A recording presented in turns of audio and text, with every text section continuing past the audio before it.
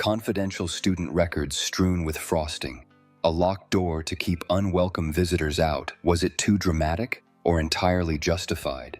The story begins in a middle school where our narrator works as a counselor. Her office is her sanctuary, the only private place she has all day. It is where she meets students one-on-one, discusses matters with parents, and keeps meticulous notes, all vital parts of her job that demand privacy and order. It's a place she's intentionally organized to remain calm for those who step inside. But soon, her retreat became a hot spot for other staff seeking refuge from the chaos. At first, it was just a minor inconvenience. A chair moved from its usual spot or her candy bowl half empty. She'd return from lunch or meetings to find these small changes.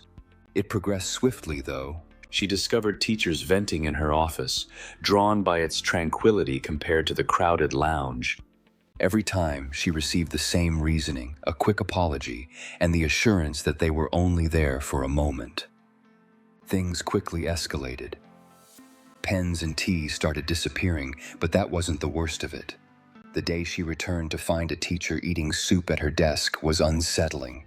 Another time, one of the assistant principals was using her chair, door shut, for a personal phone call. This wasn't merely an office, it was a safe space with sensitive student information. Determined to maintain its confidentiality, she sent out a courteous email to the staff. She requested that no one use her office while she was absent unless they had prior agreement, stressing the room's need for privacy and availability for students. A few expressed regret, but many dismissed her request, and the misuse continued. And then everything changed. She arrived early one morning to find a makeshift birthday celebration underway for one of the aides. Several paras had gathered in her office, balancing a sheet cake on her filing cabinet, frosting smeared across the tray reserved for student paperwork. That was the turning point. She meticulously cleaned up the mess, documented the incident, and reported it to her principal. Maintenance was called to change her office lock, a drastic measure to preserve the integrity of her workspace. Now, the office remains locked anytime she's not in it. Reactions were mixed. Some colleagues were upset, suggesting she was hurting collaboration. The assistant principal hinted that flexibility was essential for everyone. Even her principal seemed unsure, questioning if a less intense solution existed. But having tried courtesy with no result was locking the door a step too far.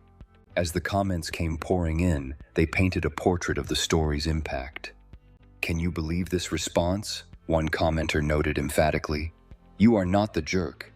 You should definitely be protecting the privacy of the students and that space. It seems obvious to me." Another pointed out, "They forced your hand by not respecting boundaries when you gave them the chance." Finding people eating and making private calls there is far beyond just using it for a minute. Laugh out loud. This one is going to sting. How are you being selfish about your own office? If they want separate offices, perhaps they should aim for roles that come with one. And that is not even addressing the issue of them taking things, creating chaos, and risking secure data. This story might have you locking your own doors a bit tighter. If school stories like this hold your attention, hit that subscribe button. I post new ones every day. And if you want more, I just covered an incident where someone was humiliated by a micro-influencer over free coffee upgrades. The details are online.